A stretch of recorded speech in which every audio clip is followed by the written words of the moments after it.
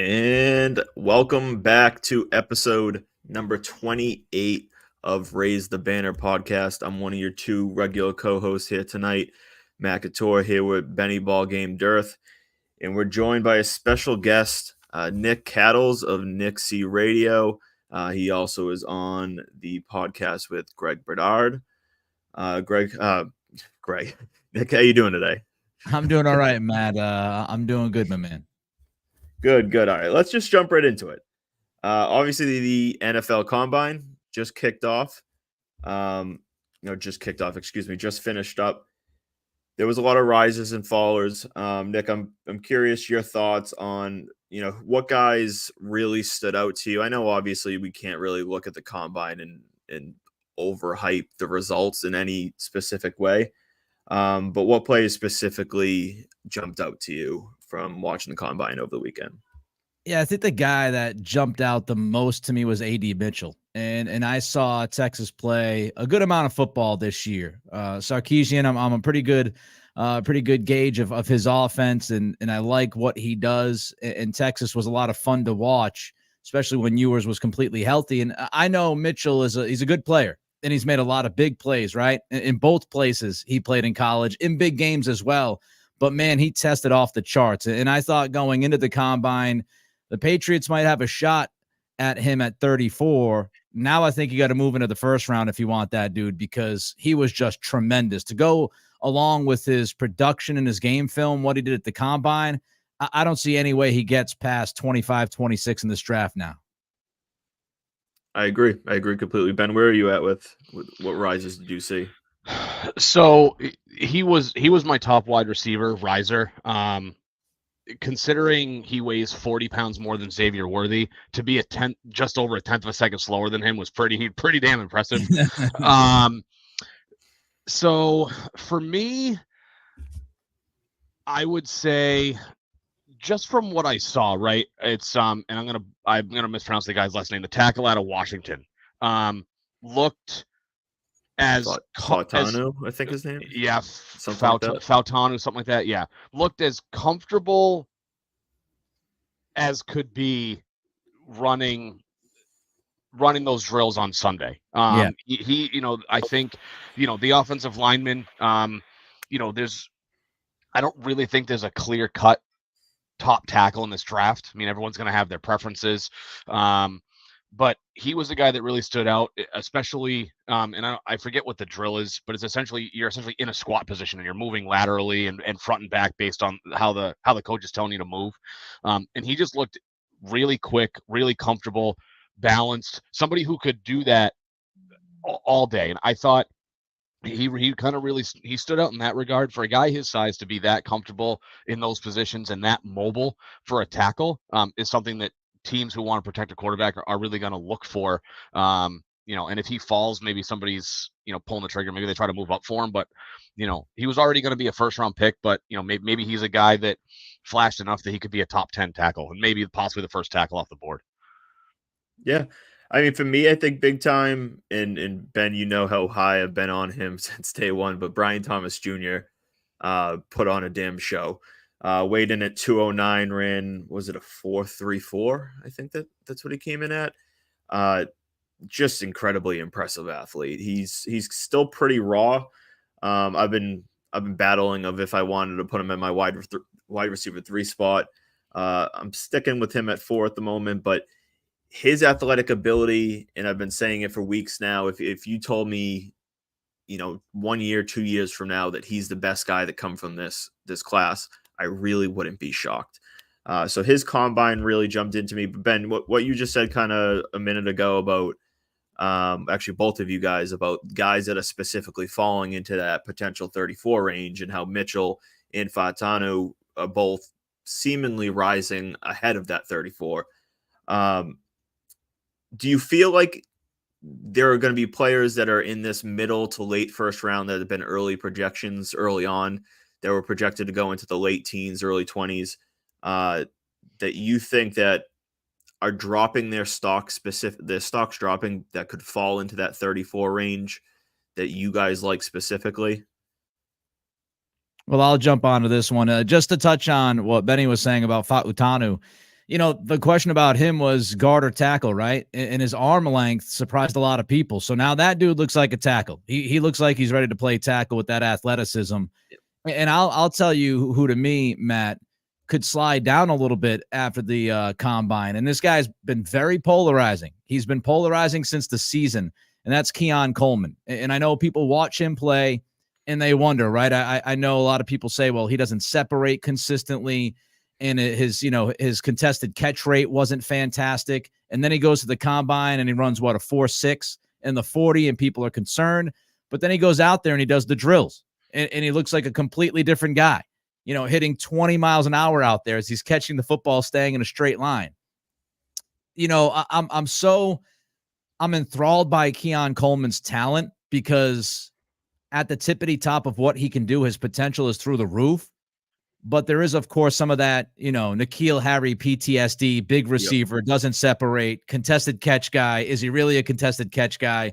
But that's somebody that, many would tell you. I know both Field Yates and Mel Kiper at ESPN are both big on Coleman. That's a guy that some thought could be, late first round, somewhere in the 20s. After that combine, he could fall into the early part of the second round. And I wonder, with the needs that you have, where does Elliott Wolf and company fall on Keon Coleman, and if that could be a guy they'd be interested in? Yeah, that's actually an impressive, like a very specific name that I agree with. I actually sent, I was talking with Ben about this earlier. I sent him a list. Forget exactly who posted it, but it was a list of receivers drafted in the top 3 rounds of since 2020 that have at least 27.5% of their catch rates were contested catches.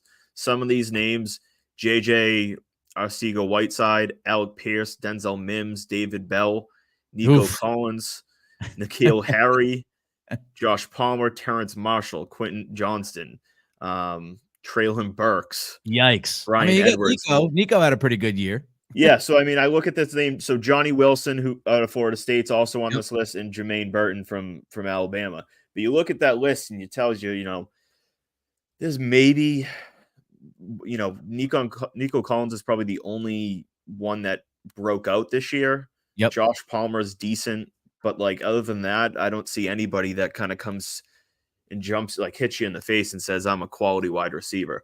So that's something that's really, like you said, his separation is he going to be able to be, is he going to be able to be trusted to go on a route to route, play to play basis, create separation and get open? Or is he going to have to be that guy that they use in specific ways to try to get him open? And in what, at that point, what's worth taking him? You're going to take a guy in the first round that you have to do that? Yeah. And early on, he's also a guy that, early in the season, he got off to, had an absolute banger early in the year, and you're watching him and he got off to a fast start, and then there wasn't much to be seen or heard from him after that point. So that's another thing. Benny, what do you think about, here's another name I got. Ladd McConkey is somebody a lot of people talk about. Undersized guy. You guys in on McConkey, or you out on McConkey? Yes, 100%. So I'm a little late to the game on McConkey, only because I didn't watch as much SEC football as I wanted to. And obviously Ladd got hurt. He didn't play a ton this year. Yep. But he was a guy who, to me, I wouldn't say he's going to fall, but Ladd was kind of a question mark going into the combine, right? He got hurt. You didn't get a full season's worth of body work. So you're like, okay, we know what the skill set is. We didn't see it for a full season. So are we going to say, well, based on what we know he is he a fringe late first round pick? Or how's he going to run at the combine post injury? Is he going to fall into is he a potential late second, early third round pick? I do like him. I know Ricky Pearsall is regarded as probably the top route runner in the draft. I thought McConkey looked as good as he did running routes. He was crisp in and out of breaks. He's got good footwork, quiet feet. I liked kind of what you saw with those, with the comebacks, where they want to see you really break down, but they don't want to see you slow down. They want, and less foot movement. They want quick in and out. So I like him there. So not like Tyquan Thornton when he took 6 steps at the top of his route in the game. That's what you're saying. You shouldn't do that. No, you talk about the tap dancing Michael Flatley route that he ran. The tippity. Yeah. Everyone was like, "Oh, Troy Brown deserves to be fired." I was like, I don't think there's any coach that was teaching him to do that.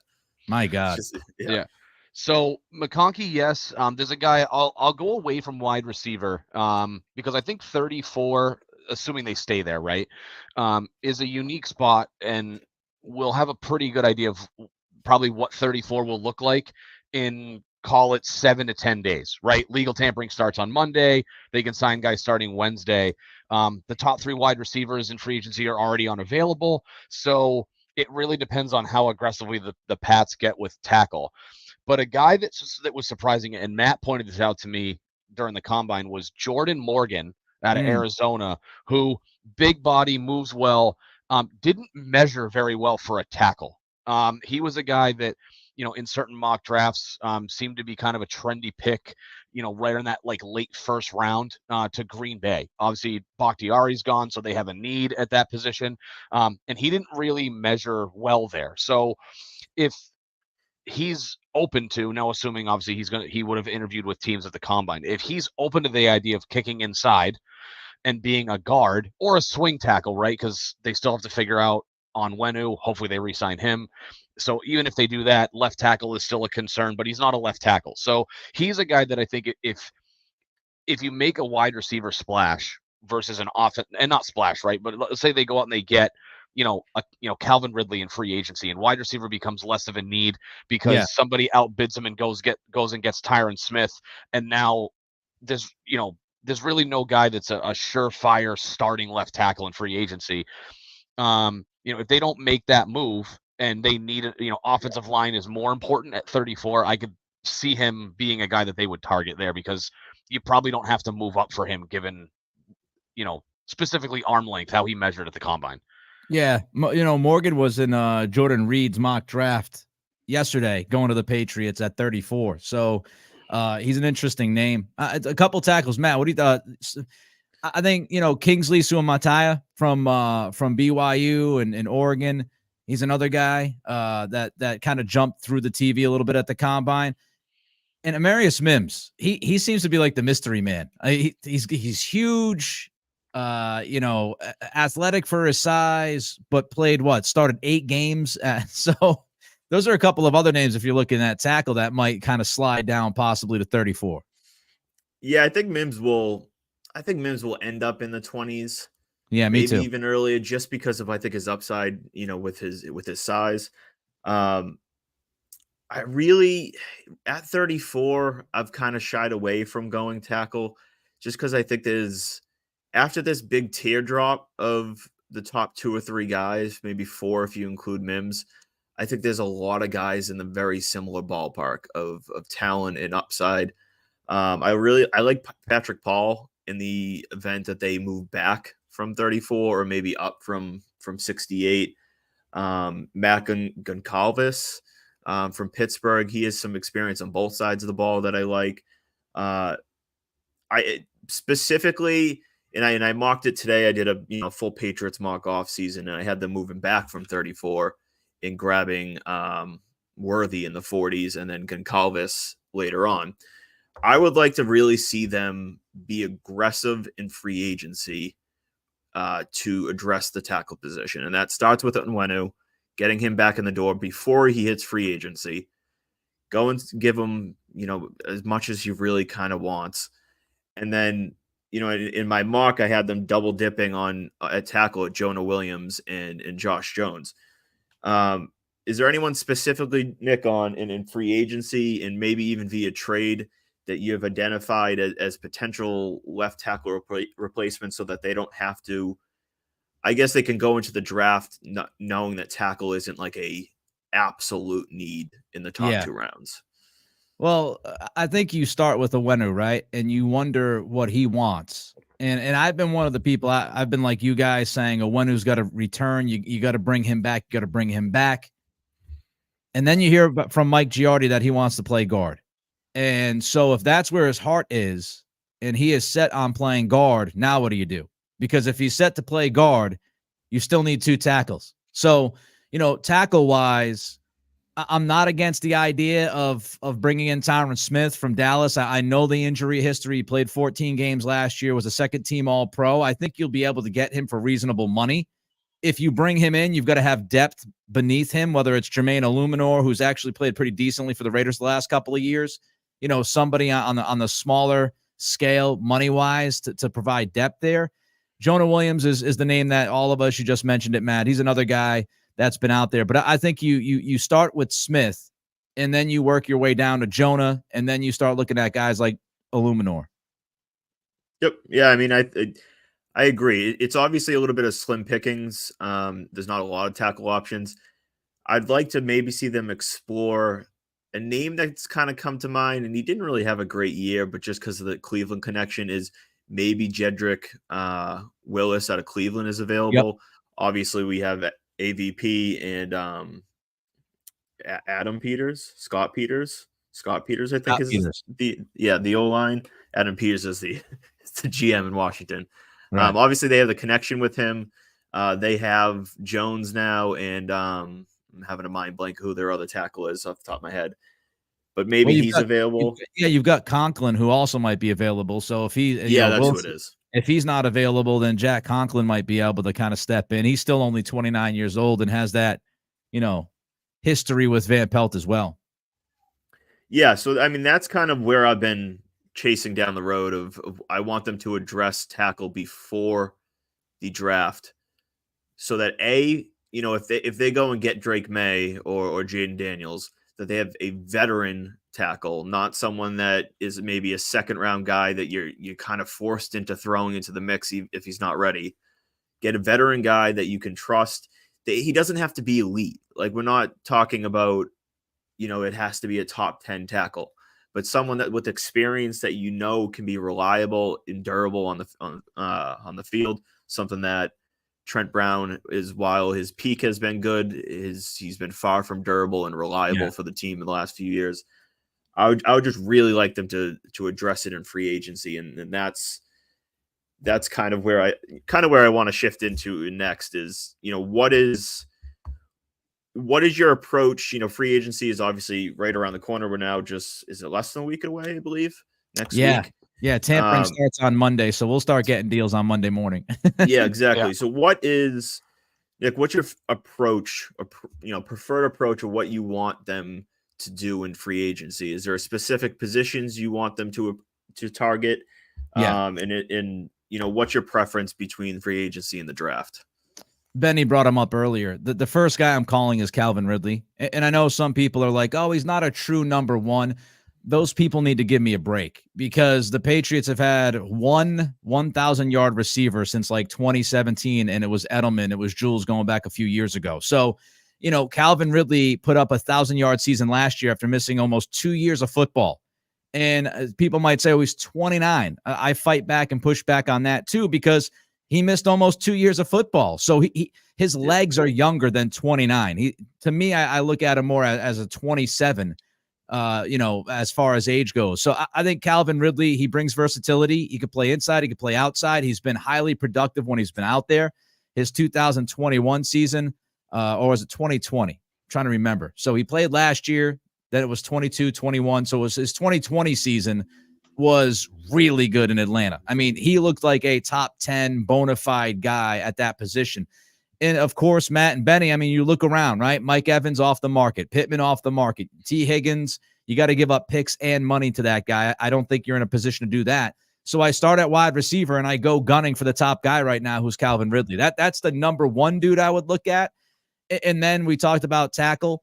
And then I would probably look at tight end if we're talking offense. Hunter Henry reportedly far apart with the Patriots in contract negotiations. Schultz gets signed last night, 3 years, 36. What does that do to Henry's market? I'm not sure. Noah Fant is a guy I'd look at. Another guy that I'm a fan of, and some people are not as big of a fan, I like Gerald Everett. Every time I watch him, I just like him. His athleticism, his ability to do something after catching the football. I think he'd be a good fit coming from McVay's offense in that history. I think he'd be a good fit for Alex Van Pelt. So, I'd look Calvin Ridley first, and then I think you start looking at, aside from the offensive line we talked about, I think you look at tight end. Sounds good, Ben. How about you? So, I'll kind of start with the hometown guys. I think, obviously Duggar's on the transition tag. Pat's Cap on X said it was wildly unlikely. I forget the exact phrase, but he said highly unlikely. He doesn't think that Duggar is going to get an offer sheet in free agency. And even at 13.8, I don't really know. I mean, that's kind of, that 13, 14 a year, contract is kind of a sweet spot for him. So, I would like to see whether they match an offer, unless a team gets really stupid and they're in the 15, 16 plus a year range. Matching a market value offer on Duggar. We've hammered it. I think you gotta, and maybe even if he wants to play guard, talking to him and be like, look, like, we need you to be open to playing tackle and kind of see what happens. But, Onwenu's a very good talent, great talent. Again, if he's like, no, I only want to play guard, then you figure it out, move on if you need to. I've been a Nuche fan. I think you need some youth on the other side. Obviously, Judon's not getting any younger. There's no guarantee with health. He's been a little banged up since he's been here. Or Jennings. Pick one or the other. But I think that they need some kind of edge presence opposite of Matthew Judon, especially where he's going to be 31, 32 this year, and in the last year of his contract. So, he could either he's an extension candidate, he's a cut candidate if they want to save some room on the cap. Not that they need more cap space. And then, just another wide receiver name I'll throw out there. And Matt, you'll kind of chuckle because I kind of cringed when you threw this name out. It was a week or two ago. Just because of the skill set, I wouldn't necessarily shy away from a guy like a Curtis Samuel type. Isn't going to cost a ton of money. I realize that, the Jags have to figure out Ridley. I mean, Ridley's top of my list, but just to throw out a different name for the sake of conversation, I've always liked his skill set. He's been pretty banged up, unfortunately. Has had trouble staying healthy. And then they do want some kind of an elite starting caliber defensive player in free agency. Yeah. The defense is in really, really good shape. I think, something like corner is a sneaky need for them. There's definitely some question marks. Marcus Jones is not really a corner. He's kind of like a scat player, right? He can return punts. He's a slot corner. Obviously you have Christian Gonzalez, who pre-injury really looked like a rookie of defensive rookie of the year caliber player, but maybe going out and trading for a guy like a L'Jarius Sneed, if the Bears are not, can't figure out a deal with Jalen Johnson, getting another bona fide corner, that and the secondary, I guess, is kind of a sneaky need, to fill some holes, but obviously you got to get the homegrown guys in, and then you got to do something on offense so that it doesn't become drastically a high priority to go offense heavy in the draft. Yeah, I mean, look, Matt, the question you asked me is pretty difficult, right, to answer because they have roughly 742 needs on this team. So no specific wrong answer. You could have said any position and we would have been like, yeah, that makes sense. Like I agree with Benny on the cornerback thing. I said Tre'Davious White get cut today by Buffalo. I'm like, depending on price, I know he's coming off of a big injury, but does that make his contract a little bit more reasonable? Can you get him on a pretty good deal, short term, 1 year, put him opposite of Christian Gonzalez and say, hey, look, man, the old Darrelle Revis plan, right? Everybody's doubting you. Come on in, play corner opposite of Gonzo, up your value, and then go back into free agency next year, Tre'Davious. So I think that's somebody that you look at. And as far as the elite defender, Matt, I don't know how you feel, man, but edge, right? I mean, I look at edge. Benny, you mentioned Judon getting up there in years. I wouldn't be shocked if Judon's traded draft weekend. I don't think it's going to happen, but I wouldn't be shocked. His age, he wants more money. He's going to want an extension. Danielle Hunter's a guy I'm looking at. If you want an elite defender, 70 plus pressures last year, a boatload of sacks. Minnesota's got to deal with Justin Jefferson in the quarterback position. He's going to hit it free agency. And I look at somebody like Hunter and I wonder, could Mayo kind of have visions of Judon and Hunter and be licking his chops? Yeah, I think big picture, they're going to be, and I've been saying this for a while, the Kraft family, Wolf, Mayo, they all have something to prove, especially the Kraft family. They made this decision to let go of Belichick they have to show that they made the right decision. To kind of go back a little bit on some of you guys' comments, I mean, we're all on pretty much the same page. Big thing on Onwenu, if he wants to play guard, if he plays guard, he's probably throwing money out the window. You're going to get a team that says, we might give you 17, 18, 19 million a year to play tackle. But if you're going to play guard, we're not paying you that. We're not interested in that. So as much as I think he wants to play guard, like if someone's offering you 5 years at, 100 million, just say to play tackle, or 5 years at, 80 million to play guard, $20 million is a lot of money to play tackle instead of guard. So I'm a little wary on those comments and how much they really hold water, because I think the pay will kind of decide what position you really plays. You do wonder about the agent thing, right? Like we haven't really gotten a good word as to why he just decided to fire his agent pretty much right before the combine, which is, what you shouldn't do 101. And I just wonder, was Onwenu wanting to push the fact that he wants to play guard, and the agent was pushing that he wanted to play tackle because the agent knows he gets more money if he plays tackle? And maybe that's the whole idea, was a philosophical difference. We don't know, but it did kind of make me wonder if that was part of the issue between Onwenu and his agent. I mean, it absolutely could be. Like you said, I don't think we'll ever really know what the exact reason was behind it. But it'll be interesting to see how it plays out. Obviously, if he wants to play guard, then move on. I don't really have a lot of interest of him returning as a guard. I'd rather spend big elsewhere than overpay for a guard at that spot. To your comments earlier, I agree Ridley has to be the main guy. I mocked his extension today in the article at 4 years, 80. I had a couple people saying, "Oh my God, 20 million a year for Calvin Ridley." Blah blah blah blah. I'm like, two things. One, like you mentioned, this team needs talent. Like desperately needs talent. We've lacked it at the wide receiver position for numerous years now. And second of all, $20 million a year for a wide receiver is not what it was even 3 to 4 years ago. I mean, Mike Williams got $20 million a year from the LA Chargers. Amari Cooper's making $20 million the last couple of years. Calvin Ridley on the open market being the top wide receiver, he's going to get around 4 years, maybe even 5 if a team gets desperate. And it will absolutely be in that 18 to 22 range. It will really probably come down with guarantees for him, but he's a guy that's at the top of the market. Nick, what's your thought, and I'll explain my reasoning on this, on the idea of bringing in Patrick Queen? My thought process is two things. One, he's been incredibly durable. He hasn't missed a game all in his entire career. He's obviously a very good player. And second, when we look at the idea of these two new guys, Elliott Wolf and Mayo, making their debut in their positions, while I think they'll be aggressive, I don't think they're going to go so far outside the box and make signings that are risky. I think Patrick Queen's a safe signing, and not to mention Gerard Mayo obviously has a little bit of experience with playing and identifying the linebacker position, and Matt Judon might finally be able to successfully recruit someone into the mix. What are your thoughts on Queen? Well, the thing that I've been pounding the table for a number of years is more speed on the second level. And I feel like they started to kind of turn the page on that, fortunately, over the last couple of years, that the defense has gotten a little bit quicker, which is nice to see. My hope when they drafted Marte Mapu was that he would be the linebacker.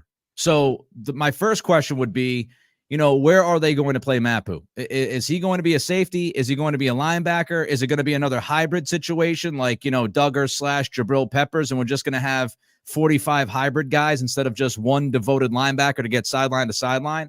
Linebacker's interesting, right? Because Bentley, hard hitter, downhill guy, taking a lot of hits, getting a little bit older. Tavai last year of his deal coming up. Judon, as we talked about last year, of his deal coming up. So linebacker could be an interesting need. Do they bring back Mac Wilson, who started to flourish once they put him closer to the line of scrimmage and had him pass rush?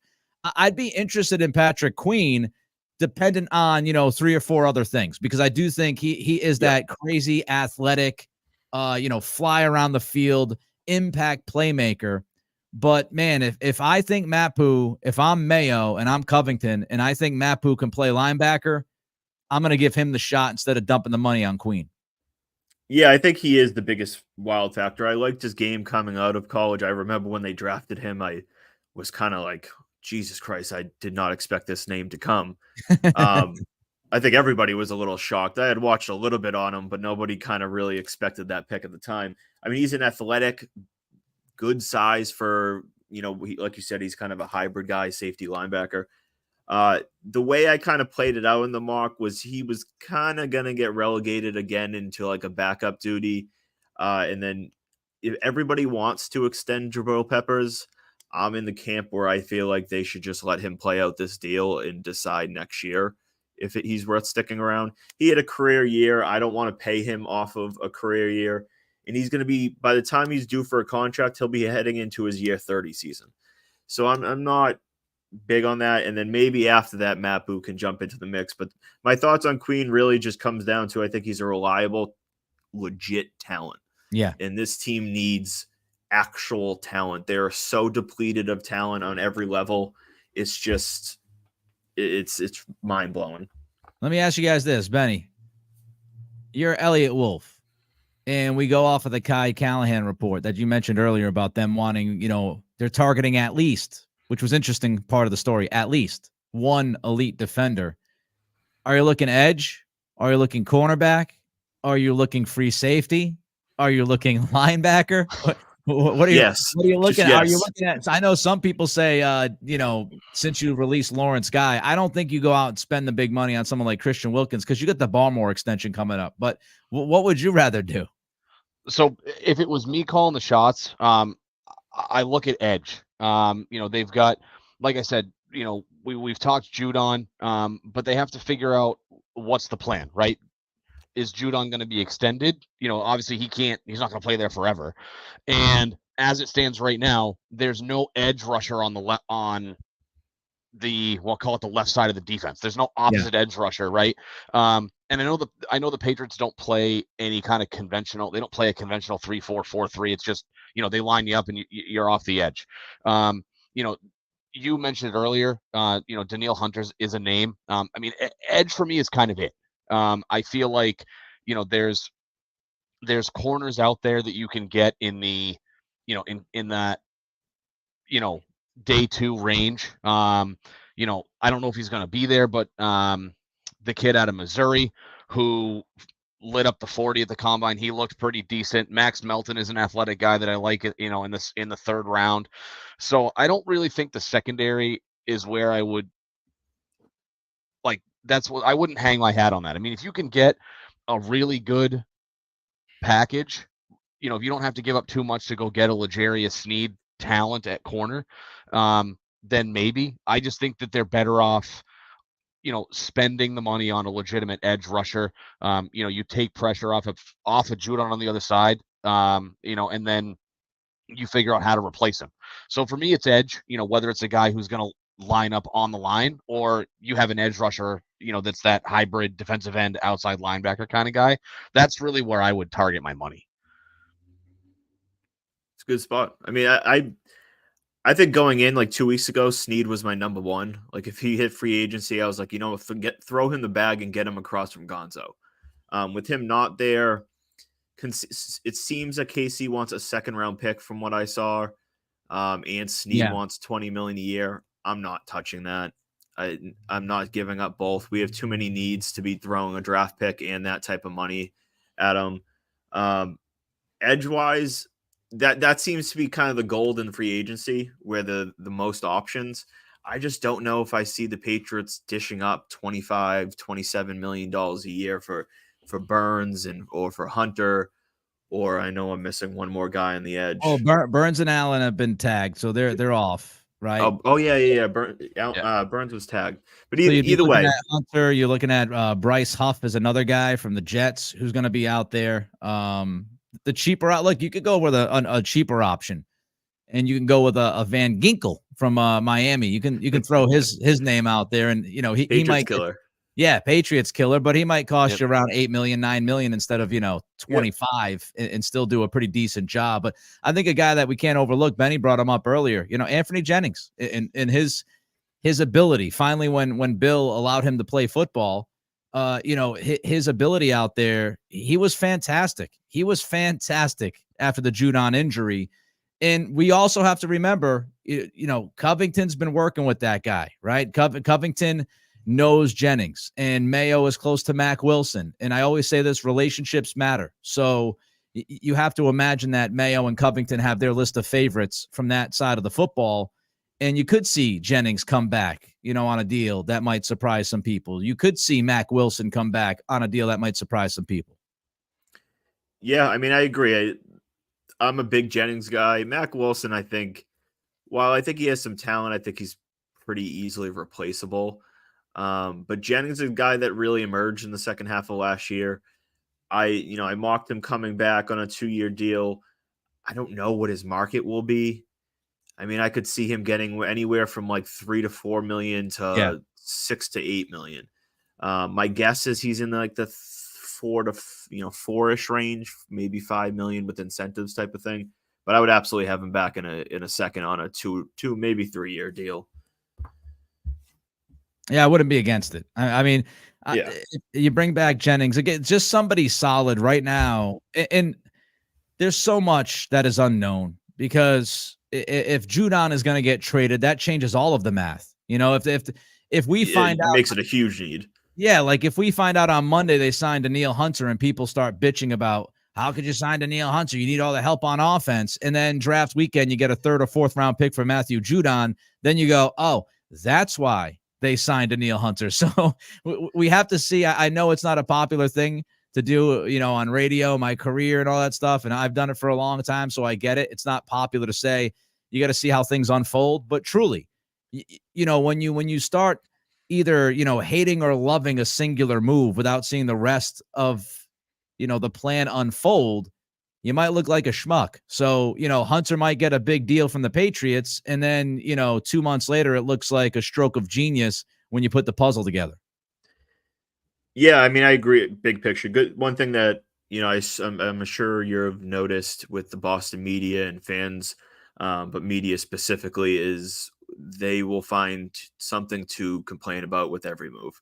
Hey, man, I worked with Adam Jones for a year and a half. So, like, I love Adam. I love Adam, but I know exactly what you're talking about when he's one of the top tier guys at doing that. But yeah, no, I agree completely.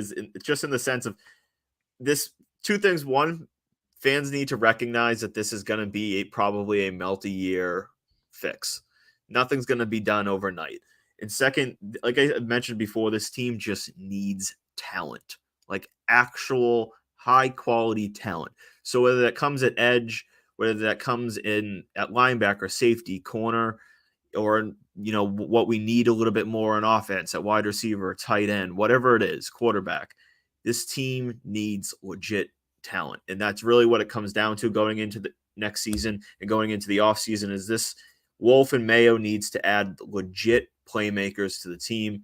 And that's like kind of the starting point. And after that, when they get those playmakers, then they can work on trying to fill the rest of the roster with complementary and good players. Yeah, that's why I guess some pushback on Calvin Ridley from some people. I'm like, are you kidding me? Like, he's a legit talent. Are you in this? Are you in the spot right now? If you're Elliott Wolf or Gerard Mayo, it'll be like, no, we'll pass on Calvin Ridley. Like he is an immediate upgrade. He is eons beyond anybody you have on this roster currently. Like you are not in that position. Beggars can't be choosers. You can't be sitting there, get all specific on me and go, well, he's never had a 1,700-yard season, Nick. Like, come on. Well, like, let's understand what this team is right now. He's only worth 18. I'm not paying him 20. Like, let's not nickel and dime a guy that we desperately need. But let's transition and we'll finish up your segment here with the Boston Celtics. Obviously they've gone through a little bit of an eventful week. They were heading into the March schedule with one of the toughest 5-game stretches that they faced all year and that they're probably going to have the rest of the way. They blew out the Mavericks. Kyrie Irving is, I think, an O for his last 10 now in Boston since he decided to kick on the logo. They put down the ultimate beatdown on Golden State. And then last night they were looking pretty good. They were up, I think it was 19 points in the fourth quarter against Cleveland. 22. And they, let's just say they shit the bed. Yeah. Nick, what are your thoughts on? Technical term? It's a technical term, but that's precisely what they did, Matt. Yeah. Yeah. What are your thoughts on basically what transpired last night in the fourth quarter? And are you more in the this is just one game, it's whatever, or this is something that's a little bit alarming? Both. I'm sitting on the fence, and I'll tell you why. The Celtics are a very difficult conversation to have for a lot of people. And we're such in a world of everything is black or white. The Celtics are very gray, and I'll tell you why. Their numbers in the clutch are really good. They've had several games this year that they've closed out. They've had several games where, a team punches them in the face, they punch back, and they end up walking away with the dub, right? We've seen a number of those. It's very similar to Jason Tatum in that conversation about Tatum can't close out a game. He can't close out series. He's not a big game player. I saw Jason Tatum go to Milwaukee a couple years ago and go bananas, absolute bananas in Game 6 to force the Game 7 that got you to the NBA Finals. I saw Jason Tatum just last postseason posterize the Philadelphia 76ers in a Game 7 and send them home packing. So don't tell me Tatum can't be a clutch player, or don't tell me he doesn't show up in big games. We've seen it. Here's the issue, though. There are a particular set of circumstances that we've seen this team crumble. And we're talking about bigger games, 1 or 2 possessions with 2 minutes to go, and we see it. They get frozen. They get isolated offense. And I can't tell you how many times I've seen Jason Tatum, like he did last night, walk the ball up the floor, waste 10 to 15 seconds for no good reason, and then force an ISO contested jump shot, which he inevitably misses 97% of the time. So that's why it's difficult, Matt. That's why it's difficult, Benny. You can watch this team and you can say they've had the examples of big games. They've shown up. They've shut guys down. Tatum's done great. But inevitably, we tend to, human nature, remember the worst. And so people will look back at the 22 finals. They'll look back at certain games where Tatum, again, does what he did against the Warriors, I think it was, right? Earlier this season, he did the same thing, kind of walk the ball up, take a contested shot, and miss it. And so the people that are concerned or nervous about it, they're justified.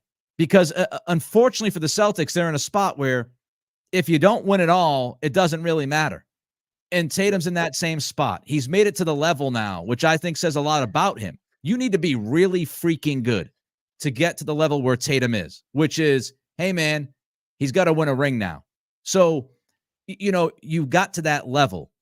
Until they finish the deal, until it's, Game 7 of the NBA Finals, and they execute to win the championship, people are going to look back and they're going to say, yeah, but they just haven't finished that race yet. So I think it's unpopular to say. I'm just telling you how I feel.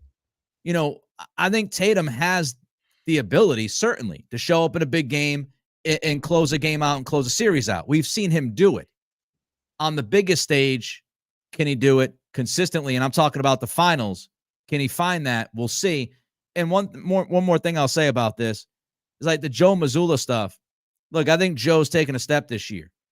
But again, my guy's got to call a timeout for the love of God at the end of that game. I mean, when you claimed to. Well, Scal was screaming, and Scal drives me nuts sometimes. But Scal was screaming that he wanted a timeout, but he wanted a timeout late in the process. As soon as I see Tatum walking the ball up the floor, and as soon as he crosses half court, I'm calling a timeout at that point. I've seen this movie before. He's gonna let too much of the clock go.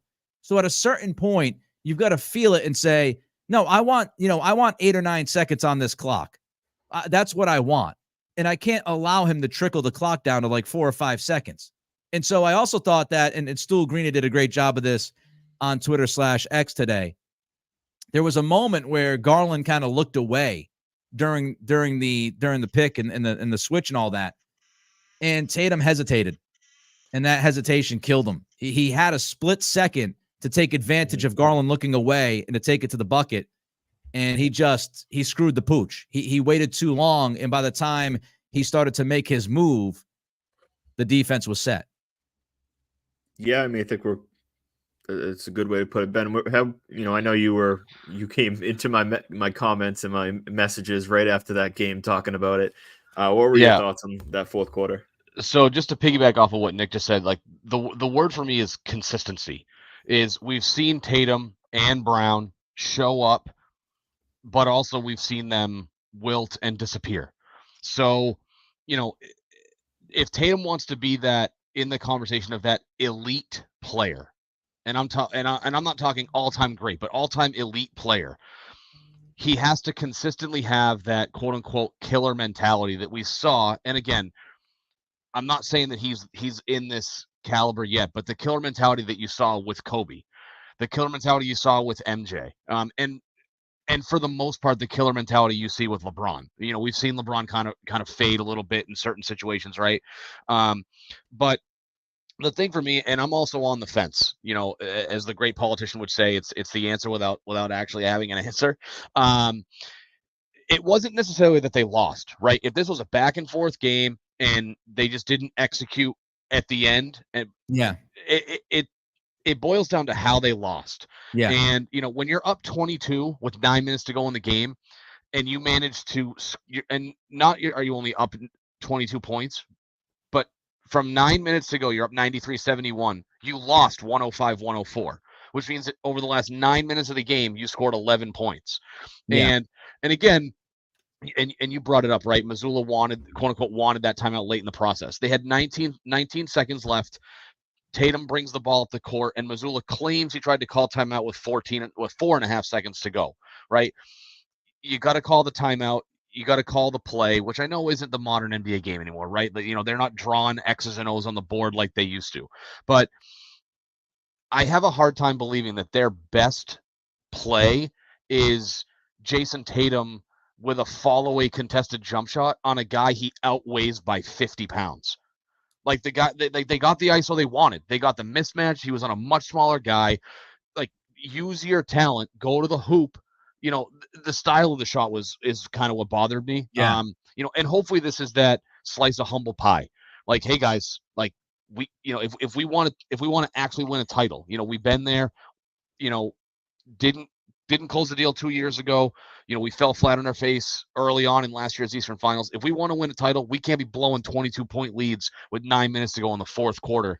And our best play can't be a contested fadeaway at the buzzer and then lay on the floor and bitch at the refs because they didn't call a foul in a situation where they're never going to call a foul. Jason Tatum is never going to get a foul call being guarded by a guy who weighs 190 pounds soaking wet out of the shower. Well, he got the foul call. They took it back, though. Well, yeah. So, but in most cases, like, it shouldn't have even come to a contested fall-away shot with 1.5 on the clock. Yeah. That needs to be, go strong to the hole. And, they're probably not even going to call a foul. And, maybe they will. Who knows? But there's got to be a better play than a contested fall-away shot with a second and a half on the clock and then complain that the referees don't give you the foul that you thought you deserved. Yeah, I just want to slide in two quick things off of what Benny just said, Matt. I thought, first of all, the foul situation.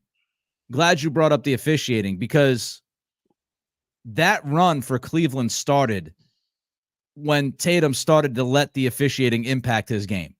And that's when it all kind of started to go downhill. There were 3 or 4 possessions out of 5 or 6 total possessions for the C's offense where Tatum was trying to make a point, and he was almost forcing the action to force the refs to make a call, and he junked himself up, and I thought he junked the team offense up. And as he's doing that, as he's trying to make a point to the officials by, playing bad basketball on that end of the floor, on the other end of the floor, now Cleveland knocks down a couple of threes off of misses, and all of a sudden Wade looks like Steph Curry, and now Cleveland's cooking with momentum. So I thought the officiating it really got in the way of the game, not because of the officials, but because of Tatum's reaction to the officiating. That's where the problems began. And my final point, you brought up Kobe. I think part of this is the fact that Kobe was idolized by Tatum.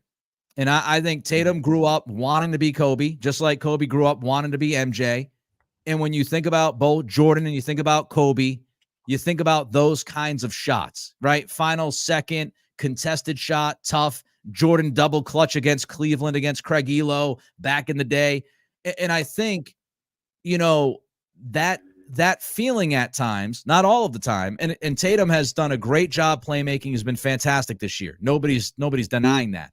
But there are times, I think, one possession game, end of regulation, end of overtime, even sometimes end of the first half, and he's got the ball in his hands, he kind of reverts to that ISO, I'm going to take the tough fall away, I'm going to take the tough mid-range jump shot, I'm going to pull a Kobe here. And he just has not been able to hit that shot nearly consistent enough to continue to do that. They win to justify it. Go ahead, Ben. Yeah, I was going to say, they win when they move the ball. I think a stat that kind of jumped out at me, and I think I'd be remiss if I didn't mention it, is I think it was the final 2 minutes of the game. Jaylen Brown, his stat sheet was all zeros. No points, no boards. Like, he had nothing the final 2 minutes of that game. And I'm not saying, obviously, hindsight is 20/20, but they're at their best when they're playing more unselfish basketball, not dribble the ball 20 times up the court, waste 18 seconds and just chuck it up there and hope for the best. And I'm not saying that they had a better shot on that, on that last play. I'd have to go back and look at it and see if they had a better option. Obviously you want the ball in Tatum's hands. He's the best player.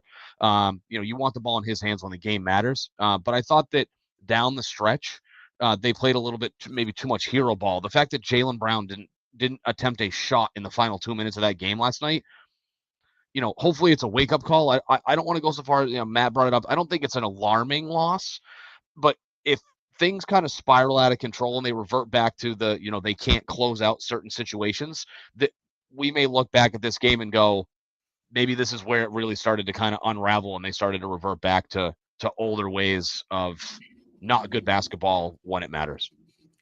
Yeah, I won't go around in circles of what you guys just mentioned because you guys are pretty spot on.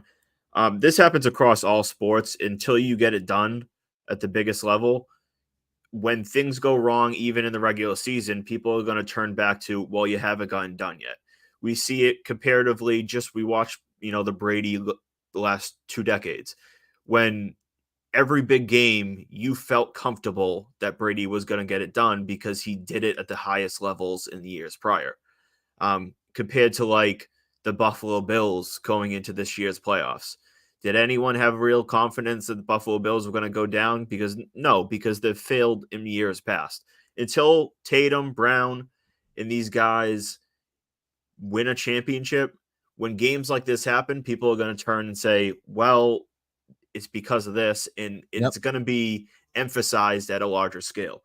And like you mentioned, Ben, their best basketball is when they're moving a lot. The reality is they have so much more talent than basically every team in basketball. So if they just play unselfishly, their talent will just push them above 9 out of 10 games as long as they continue to play that type of basketball. So that's where I'll leave it at that. It's just until they get it done, we're going to look at these games and they're going to be emphasized on a scale that the media goes into a frenzy because even when it's really not a big deal, they just blew out 2 pretty good teams and, they laid an egg in the fourth quarter. Generally, it shouldn't be a big deal, but until they get it done, it's going to be emphasized at a higher, capacity. But I know we're a little bit past your time, Nick. So we'll wrap up this. We'll jump into the Sox after you head out. But I wanted to do we do a state your take moment. It could be anything you want, Boston sports related or not. Mine's actually not going to be a sports related one, and I know Ben's going to yell about it. So Nick, we'll start with you. I'm going to go non-sports, so maybe I'll bother Benny. So I'm a big craft beer guy, and I go to breweries like every weekend with the wife. And we've got to have more breweries that allow dogs. Can I just say it? And I understand like, a lot of people say, oh, it's because of not, food and not. If you got a food truck, don't tell me I can't bring my dog in. It's a brewery. Like, what are we doing? You allow people into the brewery who are not as well behaved as these dogs are. So, like, what? I'm not afraid of the dog getting shit faced or acting a fool, right? So, like, what? And I actually am part owner of a bar down in Virginia Beach. We don't allow dogs because it's a full food establishment. We allow them outside on the deck that we have.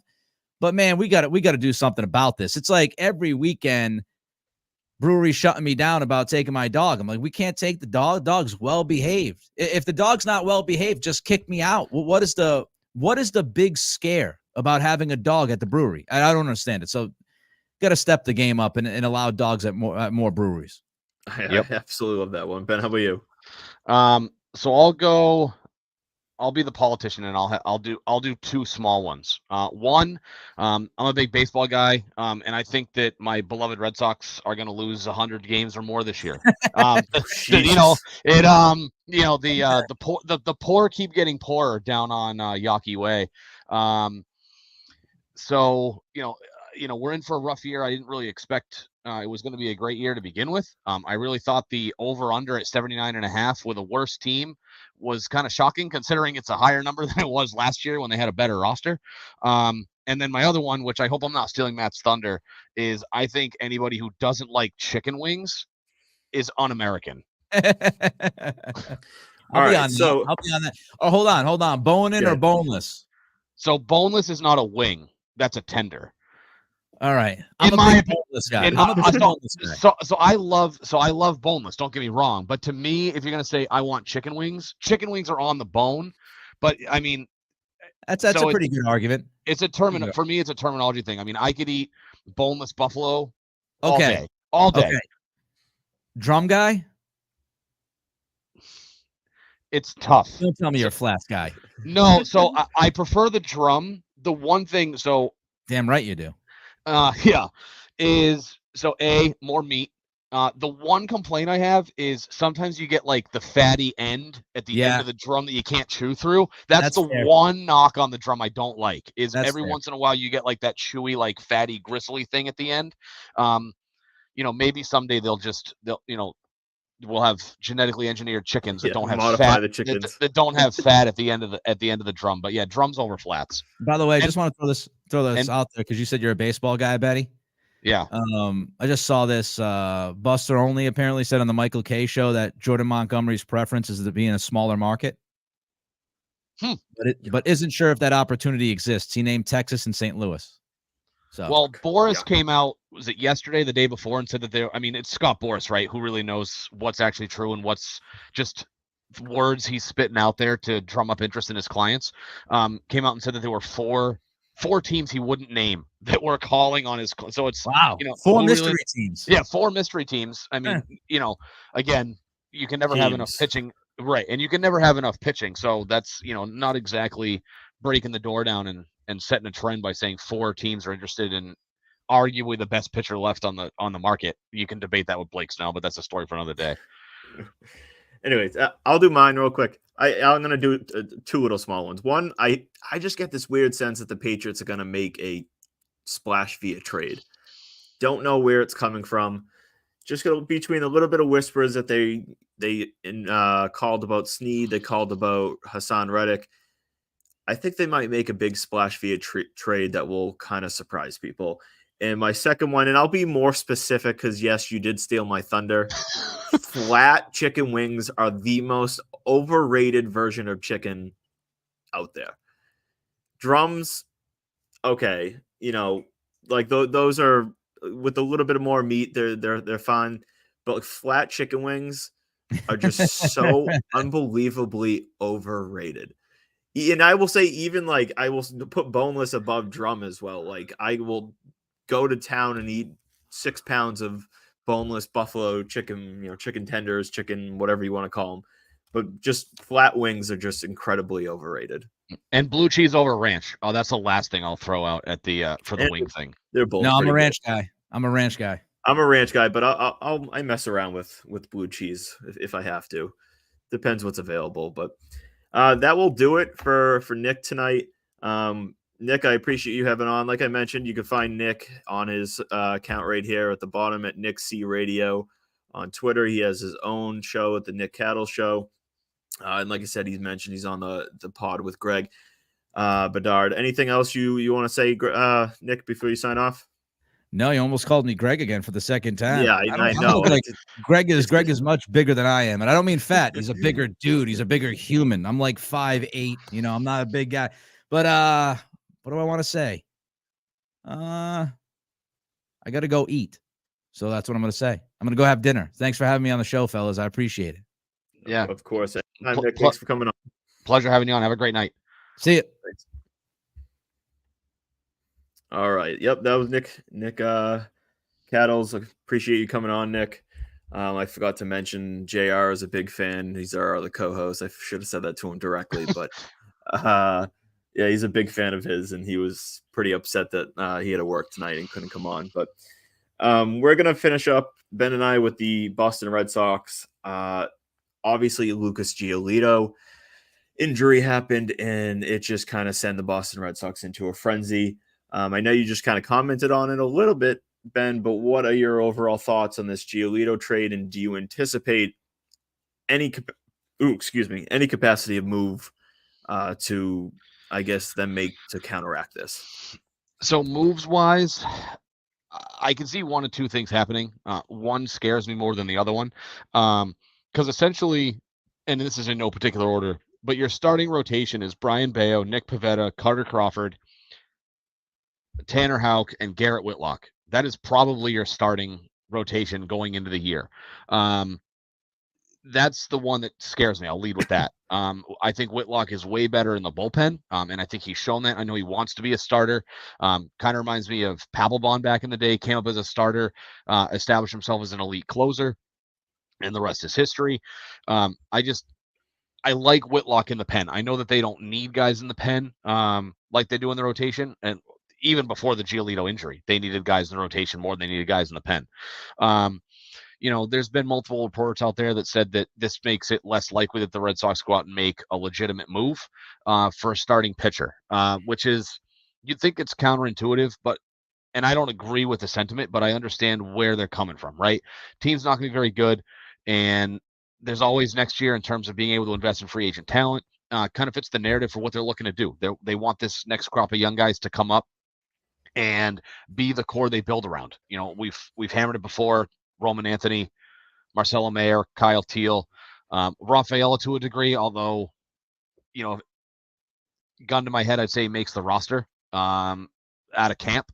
So not a guy that you really have to worry about developing in the minors. So, I think that, is it possible that Montgomery, comes down on his price and says, hey, like, I know you guys need me, I'll take the offer. I'm not going to take it off the table.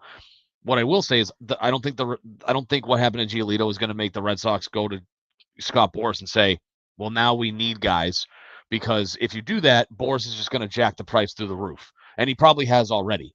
He's probably looking at Jordan saying, hey, the Red Sox are going to be desperate for pitching, and we know that we've got them kind of by the short hairs. We can probably get more money out of them if they call us looking, to make a deal. But again, I don't really see them making, and I don't want to say that Jordan Montgomery is a big move, but a big move at this point. I could see a minor move, somebody else available, maybe they trade for somebody, they still want to, there's talk that they still want to shed payroll. Maybe they trade Kenley Jansen for a guy who's on, maybe he's a AAA guy who's on the cusp and maybe he can fight for a spot. It's an unfortunate situation. I think, I don't even think they're going to be playing meaningful games in May. Let alone at the end of the year. We're in for a long year, unfortunately. So for me this year, I'm looking forward to the young guys developing. Tristan Casas, my hope is that he plays legitimate full-time first base. Looking at his numbers, really the only thing that jumps out at you with his righty-lefty splits is his strikeout rate is, is it 10? It's right around 10 or 11, 9, 10, 11% higher versus lefty than it is versus righty. But his on-base OPS, comparable. And shockingly, at least in my opinion, I found this kind of shocking, is his walk rate versus lefties is 18.2%, which would have ranked second in baseball behind, I believe, Juan Soto last year. So walks more against lefties. I think his walk rate against righties is like 12 something percent. But even still, I'd really like to see him get a legitimate full shake righty versus lefty. You know, if you feel like, you know, there's just a really, really bad matchup that there's a lefty that's coming out of the pen and he just doesn't hit the guy, couldn't hit him if he was throwing 50, then maybe you make a move. But, I would hate to see them platoon him, righty versus lefty right out of the gate. Yeah, I mean, you obviously jumped into a lot of different things. Yeah. There. But I mean, with the Giolito thing, like it's a little it's unfortunate. The one thing I was commenting on when I saw it happen was, if anybody like comes out at Breslow getting mad about the injury, I'm just gonna lose it, because like the dude's been the most durable pitcher in baseball for the last like 7 years. So like again, it's just unfortunate. But I mean, the reality is we're in this situation, and I know he's going for a second opinion, but I'm just going to assume at this moment that he's done for the year. And they need to decide. It's kind of interesting because like this forces them to make a decision, not necessarily forces, but it should force them to make the decision of what are we going to realistically be this year.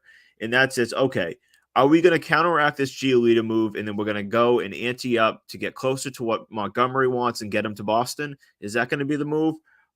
Are we going to half-ass it and go get someone like Michael Lorenzen? And like, I mentioned to you, I was talking a little bit with Will Middlebrooks. He's on the Michael Lorenzen trade.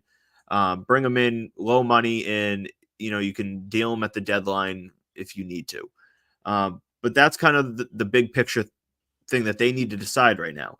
And if Breslow goes to Henry and say, okay, this is the price now of Montgomery, maybe it dropped a tiny bit more, whatever it may be, and Henry says, no, I'm not investing anymore in this team, I think Breslow, in terms of what's best for the team in the long run, to do the opposite of what we all want, and they should sell off now. I don't want to play the waiting game of let's get into June and July and then trade Kenley Jansen, because what happens if he gets hurt? Then you're stuck with absolutely nothing. So while you could get, an 8 out of 10 prospect maybe at the deadline, and now you can only get a 6.5 out of 10, don't take chances. Take the 6.5 out of 10 return if that's what it means, and send him, do what's best by Kenley Jansen. And a couple of my buddies on X with the hashtag free Kenley, do what's best by him and send him to a contender, maybe back to LA with the Dodgers and compete for a championship. But take your time, take the money now, take the return now, sell off Kenley, look across this roster and say, does this guy have a future with the team? And if he doesn't, consider trading him now. If they're not going to replace Giolito in any realistic capacity, and I don't mean like signing some like Rich Hill who's in Florida right now with the Red Sox, with not they're with the broadcast team and on a media version, but like I don't mean some like another AAA signing. Unless they're going to sign, I'll say Lorenzen is like the floor of like a decent reaction signing to this Giolito news. Never mind, they could have used him before Giolito got hurt. But if they're not going to invest in this team, anymore to get this team to, at least into the point where they're going to be a competitive ball club, maybe they can get into the 80s and make some noise and maybe make a deal at the deadline, depending on where they are. Sell off now. Sell off Jansen now. Sell off Martin now. Like, go through this roster top to bottom. I mean, obviously we got a lot of young guys, so a lot of these guys aren't going to get dealt. But like, consider selling high on Jarren Duran. Can sell high on Kenley Jansen. Sell high on Chris Martin. Unload the farm, and if you're just really looking to play for 2025, then actually play for 2025. So like that's where I'm getting very frustrated right now is ownership just like doesn't give a shit. I don't want to half-ass another season. what's the point of half-assing another season? There's none. Right. So either just suck and acknowledge you're going to suck and say, we're prepping everything for 2025, which, side note, that seemed to be the plan of Chaim Bloom, was he was prepping everything for this offseason, reset the tax, have the guys about to be ready. Casas is here, Bello's here, Raphael is here. Now we're pushing it to 2025. We're all pissed, but like they need to make a decision one way or another. If they sign Montgomery tonight, 5 minutes from now, like they're a better team than they were 5 days ago. Like, and while we lost Giolito, they're at least better 5 days ago, and they could go sign Montgomery and Giolito and Lorenzen and still be below the tax. Like if they went on, like how would you feel if they went out and signed Montgomery for, let's say, 22, Lorenzen for 8, that's 30, and they sell off Jansen and save maybe 12 to 14. They're still under the tax, but they sell off Jansen and they move, let's just say Martin to the closer role and Whitlock to the setup role, all that. Like, I feel like we would be in a better spot. We would feel better about this team to the point where they can actually be a decent team. Yeah, I mean, they would certainly be a lot more competitive. I think, that would certainly allow fans to watch a competitive product, on TV and on the field. I don't think, given what they've done, I don't think that they, they meaning the fans. I don't think, given what the Red Sox are as a team, I don't believe the fans really thought this was going to be much of a year. Or at least they don't anymore, right? Last year, they kind of faded at the end. But if they, had kept together the team from last year within reason, right? With a couple of the things that break their way, they could be a, mid 80s win team. Now, I don't think what got you in the playoffs in the American League last year? It was 86 wins, 87 wins, something like that. Something like that, yeah. I know, which is usually the ballpark each year. Yeah, and I know like it's the National League, but the D-backs got in with 84 wins and made it to the World Series, right? So if you get, especially in such a bigger playoff now, if you get hot at the end of the year, anything can happen. More so than I think it has been in the past. Even if you were certainly, even if you were, if you were a hot team when I'm trying to think, when did they expand to 5 teams? 2014, it was like 10 years ago when they implemented the wild card plan. Like even then, it was still harder because anything can happen over one game. You could be super hot, but that one game, something bad could happen, and now you're out. Where now it's a quick 3-game series in order to get to the division series, and so if you can get 84, 85, 88 wins, anything can happen, right? They could have been that team with a couple of tweaks off of last year's roster very easily. And then you go into next year and, hopefully again, everything pans out. They got, those 3 guys you mentioned earlier take that step, and now you can be a, 90, 91 win team, and maybe you can surprise some people, make a run to the ALCS or, get lucky, get to the World Series. And then you've got guys who have big game experience going into their, their second full season where, and by the time 2025 and 2026 rolls around, the luxury tax is going to be in the mid 200s, if not higher. So yeah, it's already 237. Yeah. So you figure 2 years from now, it's going to be in the neighborhood of 250, plus or minus. So, at this point, they're obviously not there, but if you added those pieces, if you came up a little bit on Montgomery, you signed Michael Lorenzen, you make a couple of moves, then you could at least have a halfway decent team that people would at least be willing to pay money to go see at Fenway every once in a while.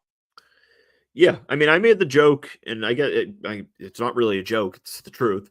But it went a little bit on, on X, that the Boston Red Sox could sign Jordan Montgomery, Blake Snell, and JD Martinez, probably the 3 best free agents available left. All very quality players.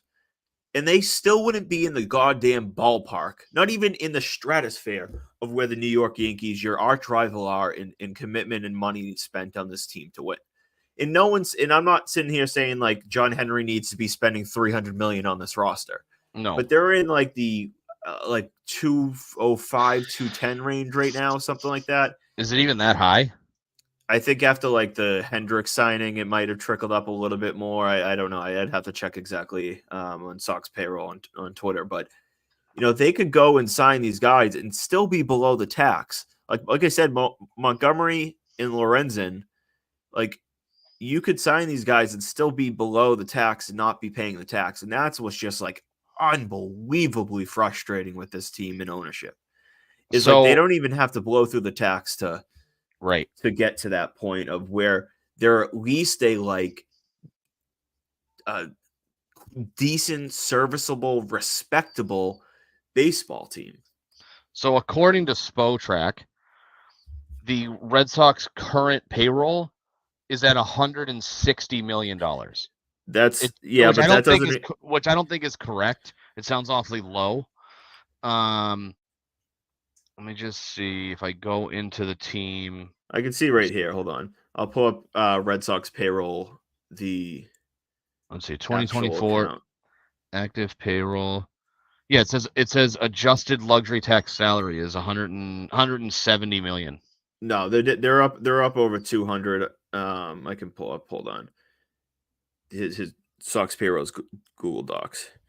They're at 205.7 million. So the luxury tax is 37. So that's 237. So that's 22 below. Like I mentioned, they could sign Montgomery for that 22-23 range very easily. Oh, excuse me, they're 32 below. They could sign Montgomery and Lorenzen and still be below the tax. Like not even have to get rid of Kenley. But then they could turn and get like send Kenley out and save more money and be back down around like the 220 range, 215 range, which is below what they were last year. And again, we would all be looking at this team and saying like there'll at least be like a decent team. And don't get me wrong, like there's a lot of Rafaela's game that I like. I'm a believer that Yoshida is going to take a step this year. I like Vaughn Grissom's bat. Tyler O'Neill could have a breakout season, if he can stay healthy, a pretty good season. I am a huge Wilyer Abreu fan. I think his bat is very underrated heading into the season. I'm a believer in Andrew Bailey and Craig Breslow's pitching program. So, like, could this team come out and surprise us? Yes, because I do believe that there is an upside to a lot of players on this team. But, like, at this point, you can't look at this roster and say, this is a playoff roster. And the fact of the matter that they could get into that conversation of being a significantly better team without going over the tax, and our ownership group doesn't want to do that while they're going and investing millions and billions in other things. It's a punch in the face to Red Sox fans. And I know we talked about it even before the Giolito signing. We came into the offseason with the need of two starters, like legit starters. Didn't like at least one high quality one, like, a number two at least. And ideally, another top two guy. But we needed two legit starters at the very least. And we're now 3 weeks from the season, and we still need two legit starters. Now, what really, kind of three. But, like, we went, Giolito's down, and that's obviously unfortunate. But, like, it's still kind of in front of them. It's just mind-blowing that there's no doubt that Montgomery's price has come down. Like, it has to have come down significantly from what it was 2 months ago. There's no way he's not asking 6'1", 62 like it was reported that he was asking. There's no way.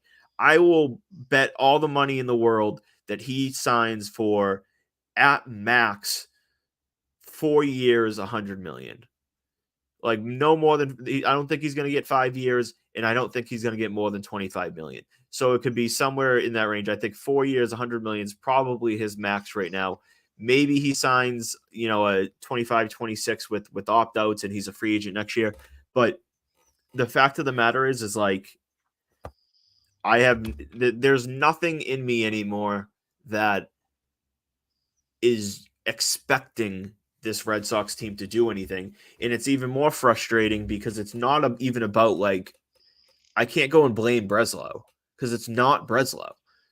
it's John Henry, and there's whispers out there that even Tom Werner and Sam Kennedy are not happy about it. It's John Henry Right. that is to Well, blame. So when and this what's team has, like you said, if this team loses 100 games this year, there's one person to turn to and one person to turn to only, and it's John Henry. so the one thing, and so we talked about this a while ago. First brought up a while ago. We've touched on it a couple times. Is that and this is from Sam Kennedy's mouth. They wanted a lower payroll this year than last year, and last year was what 220 or 225, whatever the 225. Yep. And we thought, okay, well, what exactly does that mean? What did you say? They're at 205.7 and the luxury tax 237. So they have $32 million. So let's just call it 205. Make it a raw number. Yep. What's to say that John Henry didn't go to Breslow and say it's a $200 million cap? Like, they may still be over what he wants, right? We don't know, but because this is twofold, right? Because you, on one hand, you have, okay, well, if the payroll budget is a certain number that's higher than where they're currently at, why hasn't Breslow made a move to spend and add, right? Because we still have to. You can't go into the season with you need more than 5 starters, and there's nobody in AAA that, I mean, it's a lost season, so I guess they can call up anybody because who cares at this point. You'd think that he would go find a deal and go sign somebody, to fill a need on the roster, and knowing that he has a certain budget. But if he's already over budget, then you're right. Like, there's nobody to blame except for John Henry, and again, if the budget is higher than 205, even if it's 210, 215, and like I've heard some whispers, in and out of, public Twitter and background talking with people, that I'm taking, this is more of a guess and not like a report, but from what I've heard whispers wise is that people think it's 210 million. So at that point, like, and you're not getting somebody like a Michael Lorenzen for $5 million a year. Yeah, exactly. So when we talk about, what other notable additions that they could sign, like, I don't know, maybe Adam Duvall, like that's like, but what does Adam Duvall get you? Like, the best piece that you can sign is maybe Duvall, and I think that's pushing it because I think he can get more than that. Or maybe like a Jake Odorizzi or something like that, like a low end depth pitching arm that, like, at that point, just pitch this, sure, you can get one of them because you need arms throughout the season. But like, if it's 210, and that's what I'm taking a guess, there comes, and we know that there's no such thing as an actual, like, rock hard budget in baseball. It could take, John Henry could wake up tomorrow morning and say, fine, spend 230. Like, he has the power to do that. Right. So like, maybe he has the power to wake up tomorrow and decide, I'm 73 years old. Why on earth am I trying to pinch pennies? I'm not going to be the owner for much longer. Here's a $300 million budget. Put a winning roster together. He's not going to, obviously, because we're too late in the game, right? Like, we're legitimately dreaming about that. But you're right. Like, he has the power to wake up and say, this is what I want to spend. This is what I want. This is what I'm okay with my GM spending on this team. Yeah, and maybe Montgomery, maybe Montgomery's price comes down to 480. Like, in Breslow calls Theo, and Theo calls Cora, and Cora calls someone else, and they trap John Henry in a freaking room and say, like, dude, like, come on. Yeah, they spend the money. They start maybe at that point. Yeah, maybe at that point squeeze money out of his eyeballs. Yeah, maybe at that point Henry says, "Okay, fine." Like, and so, like, because that's like literally the only hope that I'm kind of clinging on to, is the concept of, like, maybe Montgomery's, like, demands get to a range where it's like, dude, like, Henry calls and gets called by everybody, and it's like, dude, come on. Like, this is ridiculous. But I mean, to your point, like, when I brought this up, we've talked about it multiple times. John Henry and Tom Werner are in their mid-70s. What are you doing? Like, what are you doing? What? Like, you don't need to set up your children and your legacies for trust fund. They already have all that. Right. You have generational and that's putting it lightly, generational wealth for generations to come. Your families will be set for life. What are you pushing for in your mid 70s to the point where you're not investing in things that you already have? So that just tells me that he does not care about the Red Sox the way he used to, which then tells me he needs to sell the damn team. And over the last couple of weeks, I've kind of maybe a little bit just like pushing myself to believe. I think there's a scenario 4 to 5 years from now where Theo Epstein becomes I would say the John Henry of this team in terms of sole decision maker, principal owner type of power over the Boston Red Sox. I don't know if it would take that long, and I would certainly welcome it. I mean, for obvious reasons. For so many reasons. And obviously, his legacy here writes itself. His legacy in baseball writes itself, really. But yeah, I mean, you're right. Like what are they waiting for? They're not brand new owners. They're not 52-year-old guys buying the Red Sox 20 years ago. And obviously the ambitions has changed. They've won four World Series in their tenure, and they've come close other years, right? They were year in and year out. They were always competitive, and they were always there in the end. From they were spending from really 2001, 2002 time, until 2019. Probably, well, they had some rough years before, prior. Yeah, they had reset years, but like, 2017, 2018, 2019, they were top 3 payrolls in baseball. Yeah, and they had, right, like they were good from, 02. It wasn't, I don't think it was really, well, even really the late 90s, right before Fenway Sports Group bought them. Did they make the ALCS in 99? Think it was, or the division series in 99. I know they beat Cleveland. It was the first year Pedro was here. They made it to the playoffs and they won a playoff series. So I think they lost to the Yankees in the ALCS in 99. I'd have to go back and look, but I mean, they were good for 10, 12 years. They had, obviously there's the whole chicken and beer from 2011. 2012 was an abject disaster, which was a shame because the 100th anniversary of Fenway was a joke of a season. You get a flash in the pan in 2013, and then of course they win it in 2018. And so, here they are. Like they had a solid run. They've been relatively irrelevant, unfortunately, for the last 4, 5, 6 years. But they just don't have the same passion, the same fire to, reverse the curse like they did 20 years ago, and then, continue to build a winning team. They've got their money. They clearly have other business ventures in mind that take their attention away from the Red Sox. And it's just a sad reality of where the franchise is at. Yeah, I mean, that's basically what it comes down to. We can push around the bush and beat around the bush as much as we can in what the issue is, but it comes down to ownership's commitment to win lately.